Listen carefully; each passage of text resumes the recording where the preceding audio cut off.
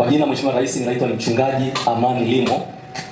Ni mchungaji wa kanisa la KKT, lakini pia ni mwenyekiti wa kamati ya umoja wa makanisa ambayo inajumuisha makanisa ya CCT pamoja na Teki. Makamu wangu akiwa ni Father Likoko kutoka kanisa la RC, lakini na baadhi ya makanisa ya Pentecoste. Kwa hiyo Mheshimiwa Baba Askofu, Mheshimiwa Rais, mimi ni mwenyekiti wa kamati ile ya wachungaji. Mheshimiwa Rais, jambo la kwanza Mheshimiwa Rais, ninaanza kushauri kwa upande wa dini zetu. Iwe ni dini zetu za Kikristo na dini zetu za Kiislamu.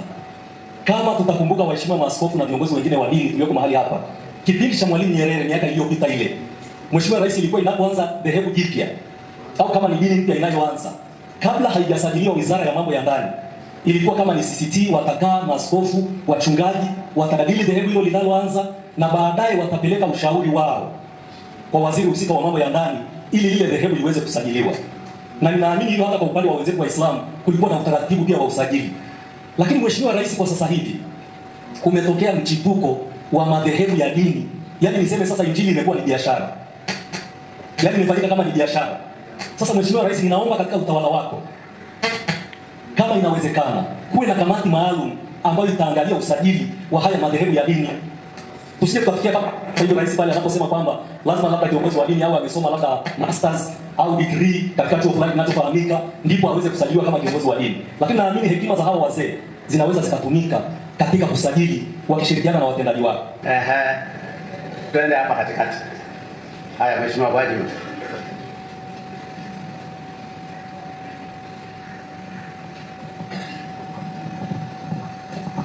Ni kushukuru sana Mheshimiwa Rais, kwanza kwa sababu ya kutuita tukae kwa pamoja. Imekuwa ni heshima kubwa kwetu sisi na pia kwa serikali yako kwamba unatambua mchango wa watumishi wa Mungu.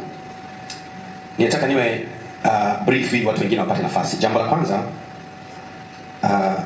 Pastor Limo amemaliza kuzungumza tu, ndio maana nikanyosha ili ni kuweka taarifa zingine sahihi. Pastor Limo aliyetoka amesema kwamba ni muhimu serikali iufanye utaratibu kidogo kuwa mgumu wa kuwafanya madhehebu yawe mengi. Ninafikiri jambo hilo si sahihi kwa sababu baa ziko nyingi sana, Mheshimiwa. Baa ziko nyingi sana. Ukienda kila mahali, hatua moja utakuta baa, hatua nyingine grocery. Kuna sehemu zingine hata hawana majengo ya baa, ni ya mti tu, wanakunywa pombe. Pombe haiko sawa kwetu sisi Waislamu na kwetu sisi Wakristo, lakini wanakunywa. Kwa hiyo madhehebu yanayohubiri injili sawa sawa yakiwa mengi ni baraka zaidi kwa nchi. Kwa hiyo nitaka nimsahihishe kidogo mchungaji mwenzangu Limo kwamba hilo lisiwe precedence kwamba madhehebu yapungue. Kiwezekana yaongezeke, isipokuwa tu yahubiri kinachotakiwa kuhubiriwa. Gwajima alikuwa anaiongea hiyo ikiwa yani haoni hata dalili za kufunga kanisa lake. Yani ndio kwanza kabisa, yani Magufuli alikuwa anamuona ni mtendaji bora, alikuwa anaona ni kwa namna gani aweze kumsogeza karibu au mtendakazi wake, labda au mshauri wake, labda alikuwa anaona hivyo. Kwa hiyo Gwajima pale alikuwa anahitaji usajili. Kwa hiyo pale hakukuwa hata haja ya kupinga ile nini, kanisa lake limesajiliwa. Alafu yuko level ambayo rais anamkubali. Lakini akatetea hilo. Hiyo ndio inaitwa tenda wema nenda zako. Lakini naamini Mungu na watu wa Mungu sahi hawatanyamaza. Wanaufahamu huu wakati ni wakati gani. Ukiangalia hapo huyo aliyekuwa anaongea hivyo sijui nani Limo sijui. Anaongea hivyo kwa sababu yeye kanisa lake limeshasajiliwa. Kwa hiyo anataka amshawishi Mheshimiwa Rais Magufuli enzi za uhai wake atengeneze mazingira magumu ya wanaokuja nyuma wakitaka kusajili wakutane na mazingira magumu. Kwa sababu gani? Anajiona yeye amemaliza, yeye ameshapata usajili.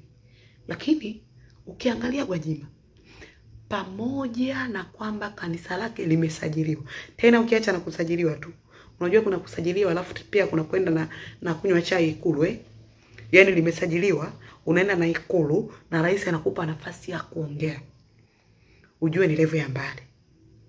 Pamoja na kwamba kanisa lake limesajiliwa, lakini bado Gwajima alikuwa anatetea makanisa yasifungwe, makanisa yasiwekewe utaratibu mgumu wa kusajiliwa. Maybe kwa pointi yake yeye aliyoongea yeye ikasababisha hata wengine wawe na mazingira rahisi ya kusajili makanisa, hata wengine wakasajili kwa urahisi kutokana na hiyo, kwa sababu pengine labda asingeongea hiyo, basi naye Magufuli angeweza kuchukua maamuzi yake anayojua yeye, lakini akasimama na kupinga ile, yani mbele ya rais, kwamba hapana, makanisa tuache yaongezeke. Leo hii la kwake linafungwa, lakini unakutana na michungaji mingine ambayo imesajili nyuma yake, inakuja inaongea pumba, mingine minafiki, inashangilia, yani inashangilia bila sababu yoyote. Kitu ambacho nampenda Gwajima, hana unafiki na sio mtu wa kubagua. Hapo unakutana na Waislamu wanakuambia mashehe wa uamsho, hakuna aliyotetea mashehe wetu wa uamsho, unasema, lakini ukiangalia Gwajima alikuwa anacheza kote, kwa Waislamu yuko, kwa Wakristo yuko, tofauti na wachungaji wengine.